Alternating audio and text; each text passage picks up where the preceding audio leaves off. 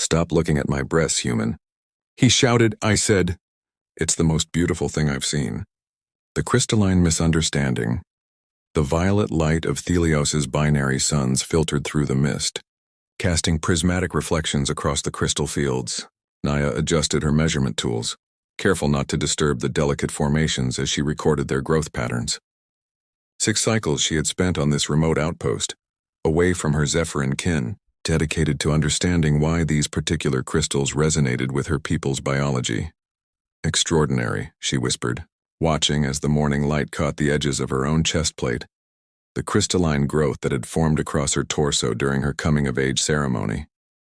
All Zephyrins developed these symbiotic formations, but hers was particularly elaborate, branching in intricate patterns that mimicked the formations surrounding her. A distant sound broke her concentration. Footsteps, clumsy and loud compared to the whisper-soft movements her people favored. Humans. The research station had warned more scientists would arrive, but not today, not during the sacred alignment ritual. Naya quickly covered her chest plate with her research cloak. Contact with humans was still new, still fraught with misunderstandings. They stared too much, asked questions that pierced privacy boundaries, treated her people like specimens rather than equals. "Hello? Is someone—" "Oh!" A human man stumbled into the clearing, equipment hanging awkwardly from his shoulders. He froze when he saw her, eyes widening at her purple skin and the luminescent markings that spiraled along her arms. "I'm so sorry. I was told this quadrant was uninhabited today." "It was meant to be," Naya replied coldly, rising to her full height, nearly a head taller than the human. "Today is the alignment. These fields are sacred during the dual rising." The man set down his pack hastily. "I'm Ren Adastra, archaeologist from the Earth Science Consortium. They didn't brief me about any ceremonies." He looked genuinely distressed, which softened Naya's irritation slightly. "I can leave immediately." As he turned to go, the rising suns reached their apex, sending sharp rays through the crystal field. One beam struck Naya's partially exposed chest plate, causing it to resonate with a haunting tone. Her cloak slipped as she moved to adjust her equipment. Ren turned back, his eyes drawn to the sound and then to the intricate crystal formation across her chest.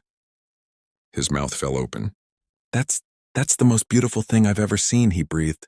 "Stop looking at my chest." Naya hissed, pulling her cloak tight, her skin flushing a deeper purple with embarrassment. "This is sacred to my people, not some curiosity for human eyes." Ren's face reddened.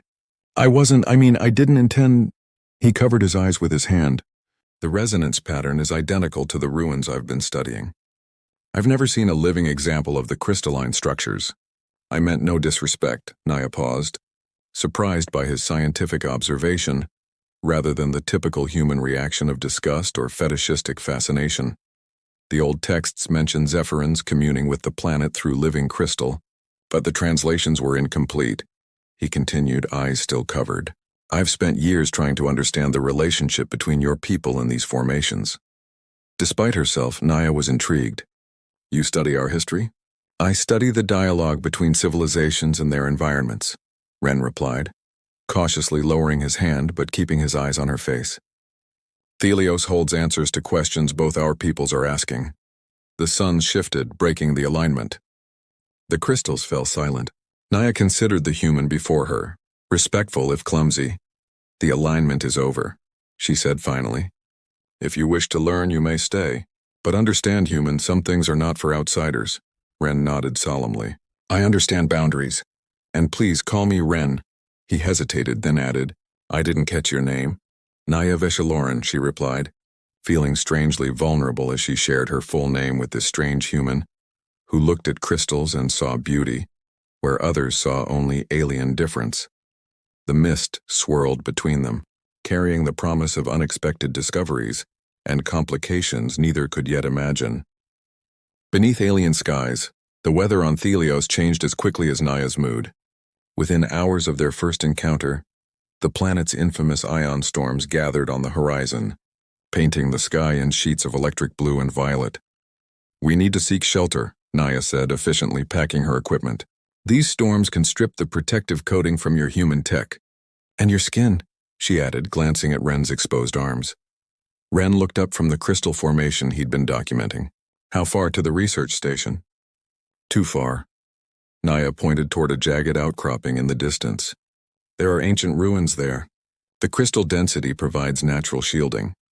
They hurried across the fields as the air grew heavy with charged particles. Ren struggled to keep pace with Naya's efficient strides until she slowed, looking back at him with what might have been concern. Your breathing is labored, she observed. The atmosphere here is thinner than Earth standard. I'll manage, Ren wheezed, adjusting his pack. I've worked in harsher conditions. The ruins loomed before them as the first lightning struck, impossibly slow bolts that forked across the sky like luminous tree branches. Naya guided them through a narrow entrance into a chamber that hummed with faint energy. Crystal formations lined the walls, responding to their presence with subtle pulses of light.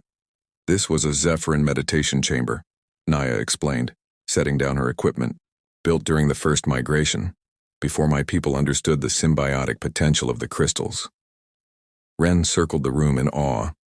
I've documented similar chambers on the southern continent, but never one so intact.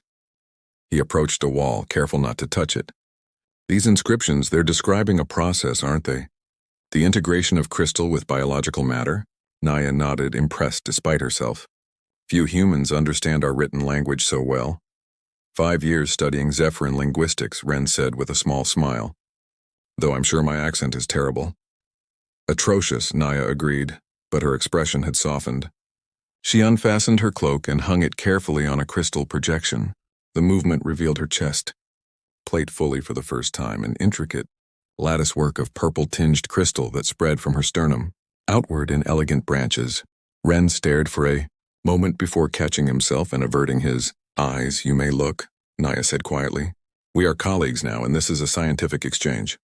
Ren met her gaze, then carefully observed the formation. It's integrated with your cardiovascular system. Yes. The crystals form during adolescence, growing in patterns unique to each Zephyrin. She traced a pattern near her collarbone. They amplify our connection to Thelios and to each other. They are both personal and communal. Thank you for explaining, Ren said sincerely. I understand why you reacted as you did earlier. In human terms, it would be like staring at something deeply personal. The storm intensified outside, lightning illuminating the chamber in pulses. Naya sat cross-legged on the floor, gesturing for Ren to join her. We may be here for hours, she said. Tell me about Earth, I've only seen images. As the storm raged, they exchanged stories. Ren of Earth's diverse landscapes and cultures, Naya of Zephyrin traditions and her isolated childhood as a scientist's daughter. The formal distance between them gradually melted away. May I ask something personal? Ren ventured after a comfortable silence had fallen between them. Naya tilted her head. A gesture Ren had learned meant cautious agreement. Do you ever feel caught between worlds? Too academic for traditional Zephyrin life? Too Zephyrin for human academic circles? Naya's luminescent markings pulsed with surprise. How could you know that? Because I feel the same, Ren admitted. My colleagues think I've gone native studying Zephyrin culture so intensely. My family doesn't understand my work at all. Isolation is the price of understanding, Naya said softly. My people believe that to truly know something, you must stand apart from it and from yourself. Their eyes met in the crystal-reflected light. A moment of perfect comprehension between two beings from different worlds. The storm began to subside, but neither moved to leave. Ren cautiously reached toward a crystal formation beside him. These respond to emotional states, don't they? The old text suggested Zephyrins could communicate through crystal resonance. We still can, Naya said. She placed her hand on the wall, and the crystals around them hummed with a gentle melody. This is curiosity, academic interest. The tone shifted, becoming warmer. This is an appreciation for understanding. Ren smiled and placed his hand near hers, not touching but close. To his surprise, the crystals responded with a soft glow. They recognize you, Naya whispered, genuine wonder in her voice. That's unprecedented for a human. Outside, the storm cleared, revealing Thelios's 3 moons ascending in rare alignment.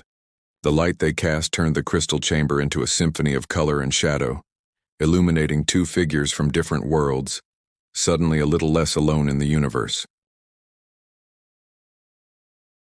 The bridge between worlds. 3 weeks after the ion storm, the research outpost buzzed with activity. The arrival of additional human scientists had transformed the quiet facility into a hive of constant motion and noise that set Naya's nerves on edge. She found herself seeking Ren's company more often, appreciating his measured calm among his more boisterous colleagues. Today they worked side by side in the analysis lab, examining core samples from the crystal fields. Naya noticed how Ren had adopted some Zephyrin mannerisms, the careful, deliberate movements, the respectful distance he maintained from others, the way he lowered his voice in shared spaces. "These readings confirm it," Ren said, pointing to his display. "The crystal formations are accelerating their growth cycle. They've never done this in recorded history." "It correlates with the increase in seismic activity," Naya added, bringing up her own data. Their hands brushed as they both reached for the same sample container. Neither pulled away immediately. "Sorry," they said in unison, then shared a smile. The lab door hissed open, admitting Dr. Alora Vantas, the newly appointed head of the human research team. Her calculating eyes swept over their workstation. "Making progress with the native crystals, Dr. Adastra?" she asked, deliberately ignoring Naya. "Dr. Veshelorin and I have identified a pattern in the growth acceleration," Ren corrected pointedly. "The crystals appear to be responding to planetary stress, possibly a defense mechanism." Dr. Vantas glanced dismissively at Naya. "Interesting theory. The corporation is more concerned with extraction potential. These crystals could revolutionize quantum computing if harvested properly." Naya's markings flashed with alarm. "Harvested? These formations are living entities interconnected with Thelios's biosphere. Removing them would cause catastrophic damage." "We have extraction specialists arriving next month," Dr. Vantas continued, speaking to Ren as if Naya hadn't spoken. "Your archaeological expertise will be valuable in identifying the oldest, most developed specimens." "I won't participate in extraction," Ren said firmly. "My research indicates these crystals are vital to planetary stability. Naya's people have understood this for millennia." Dr. Vantas's smile hardened. "Your contract doesn't give you the luxury of refusal, Dr. Adastra. The corporation invested heavily in this expedition." She turned to leave, then added, "And I'd be careful about getting too close to the subjects of your research. It clouds scientific judgment." After she left, Naya's markings pulsed with agitation. "They see only resources to exploit. This is why my people resisted contact for so long." Ren touched her arm gently. "Not all of us. Some of us came to learn, not to take." That evening, they escaped the confines of the research station, hiking to a ridge overlooking the crystal fields. The setting suns bathed everything in golden light that refracted through the crystals in dazzling rainbows. "My people have a saying," Naya said as they sat side by side. "What eyes see differently, hearts may understand the same." "That's beautiful," Ren replied. "Earth philosophers have similar concepts, the universal language of emotion, transcending cultural differences." "Is that what this is?" Naya asked softly. "Transcendence?" Instead of answering, Ren reached out slowly, giving her time to withdraw if she wished. When she remained still, he traced the luminescent markings on her arm with gentle fingers. They brightened at his touch. "They respond to you," she whispered. "What do they say?" Ren asked, his voice equally soft. Naya's eyes met his.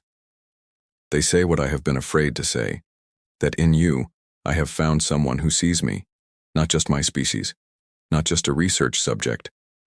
With deliberate care, Ren moved closer. "May I?" At her nod, he leaned in and pressed his lips to hers, a human gesture she had studied but never experienced. Her markings flared brightly as she returned the kiss, her hand finding his and interlacing their fingers. When they parted, Naya rested her forehead against his in the traditional Zephyrin gesture of intimate trust. "The crystals in my chest plate are resonating," she murmured. "They've never done that with anyone before." "What does it mean?" Ren asked. "I'm not entirely sure," she admitted with a small laugh. "But I think they recognize something in you that complements something in me. A resonant frequency." As darkness fell, they remained on the ridge, talking of small things and large, their childhoods, their dreams, their fears for Thelios and its crystals. When Naya shivered in the night air, Ren wrapped his arm around her, and she leaned into his warmth. Below them, unseen in the darkness, the crystal fields pulsed with new patterns, as if responding to the connection forming between two beings from different worlds, a bridge where none had existed before.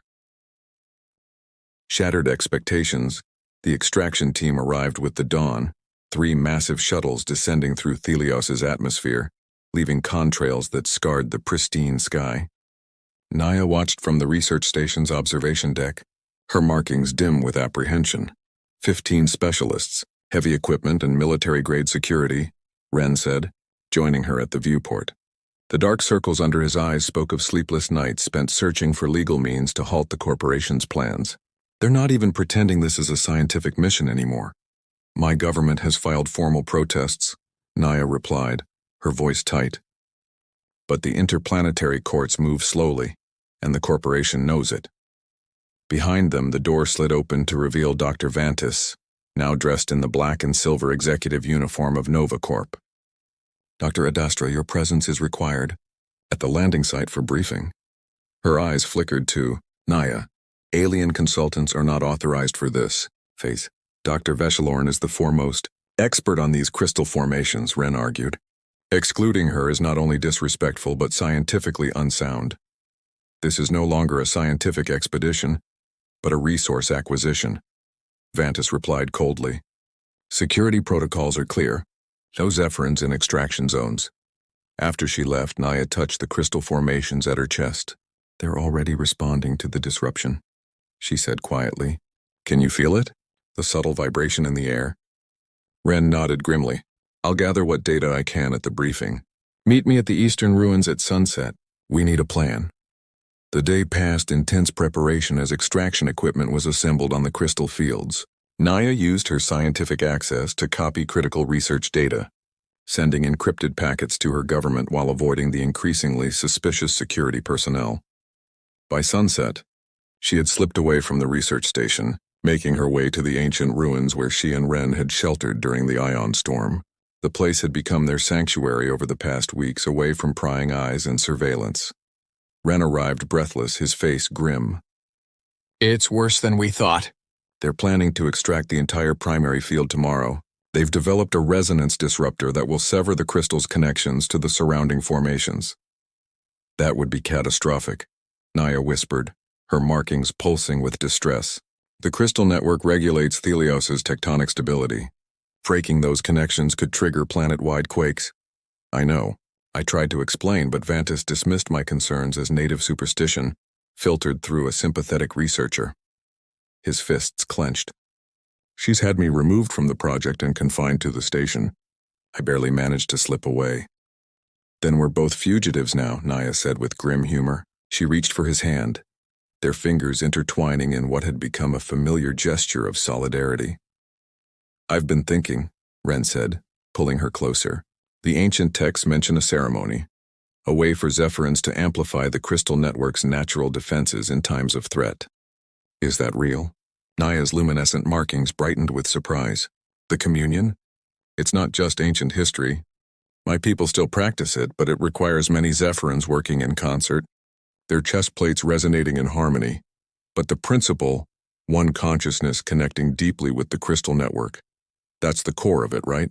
Ren persisted. Understanding dawned in Naya's eyes. You're suggesting I attempt a solo communion?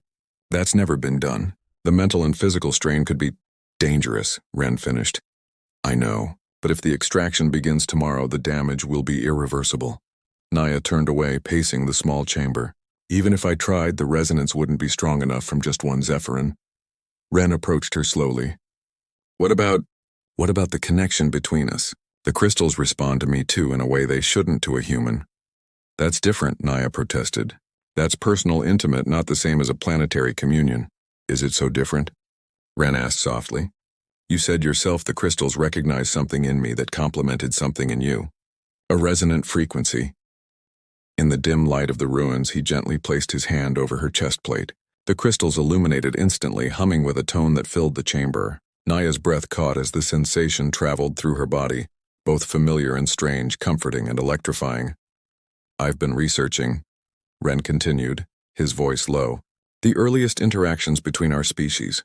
There were tales of human Zephyrin pairs who could channel the crystal energies in ways neither could alone. Those are just stories, Naya whispered, but her markings betrayed her, pulsing with possibility, with hope.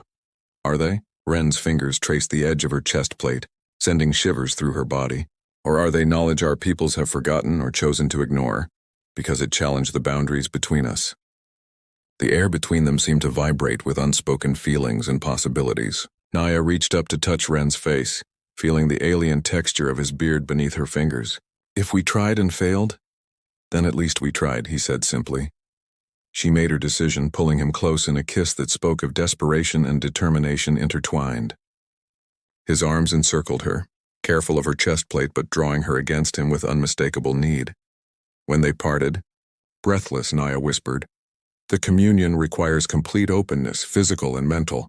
It's why it's only performed among lifelong clan members. To attempt it with a human, I'm not just any human," Ren said with a small smile.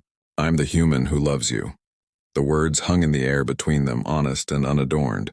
Naya's markings glowed with an intensity Ren had never seen before, illuminating the chamber in pulses of violet light. "Yes," she said finally, her voice steady despite the emotion behind it. "You are, and perhaps that will make all the difference."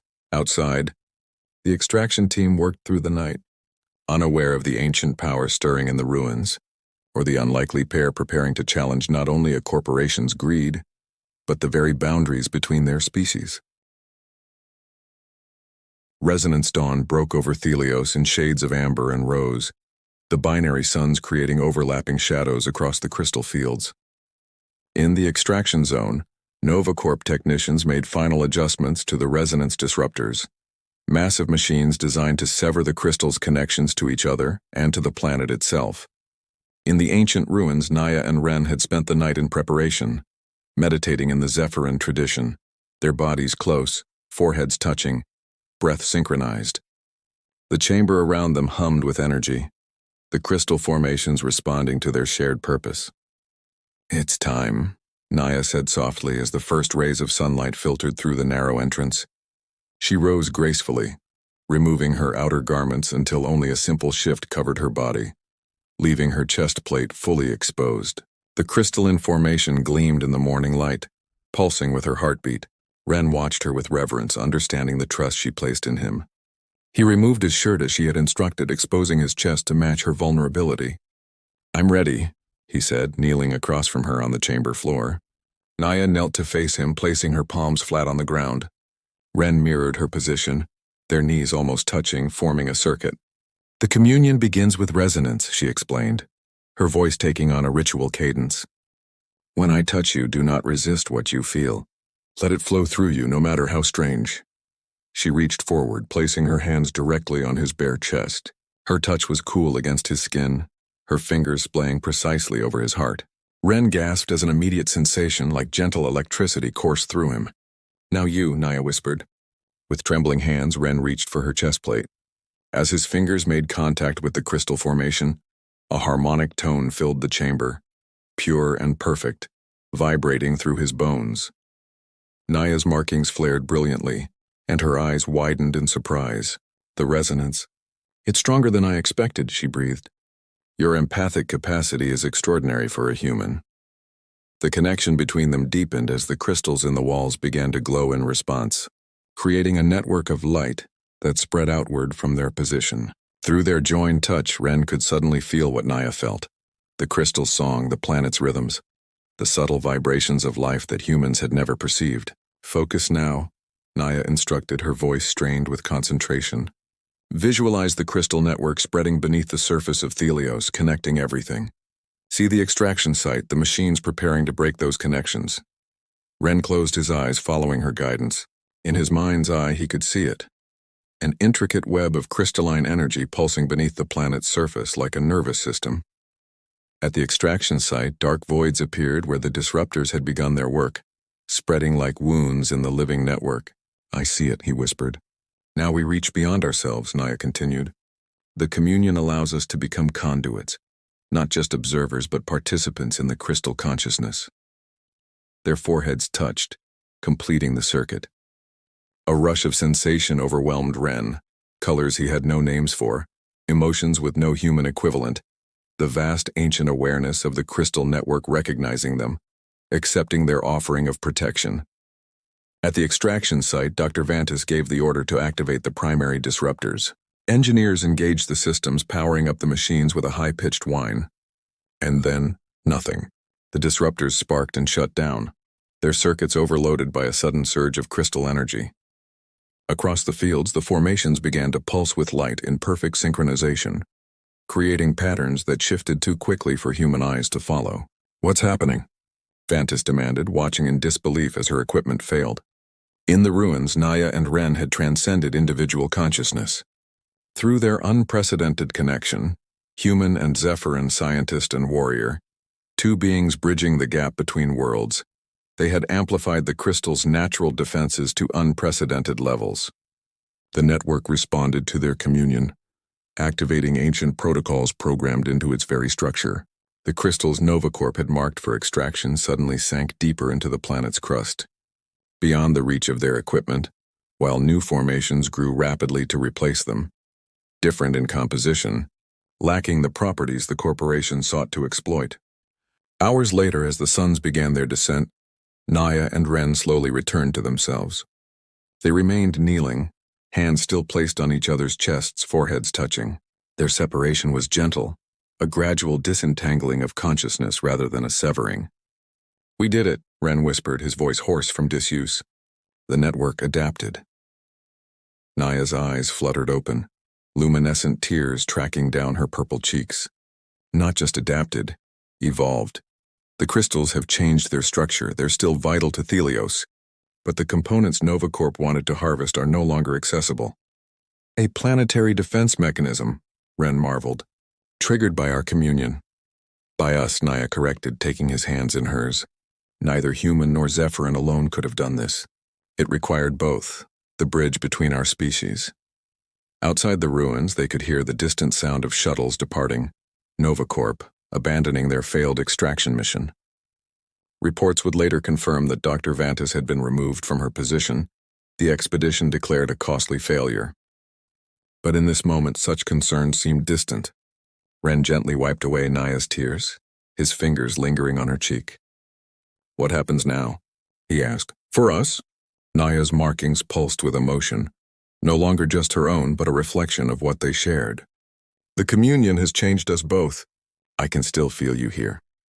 She touched her chest plate, which now bore subtle new patterns, whorls and lines that matched the shape of Ren's hands where they had rested. "I feel you too," Ren admitted, "like an echo in my mind. Is that permanent?" "I don't know," Naya said honestly. "This has never happened before. We are the first.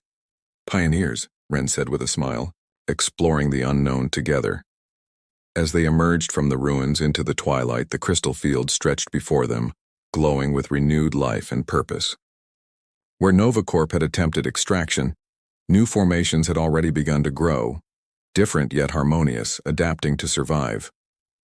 "Perhaps that's our purpose now," Naya said, watching the crystals shimmer in patterns that seemed to follow their movement. "To show others what's possible when we move beyond seeing differences as barriers." Ren took her hand, their fingers intertwining. "I think I can live with that purpose." Above them, Thelios's 3 moons rose in sequence, casting their light over 2 figures walking together across the crystal fields. Not quite human, not quite Zephyrin, but something new and precious in the universe. A bridge between worlds resonating with possibilities.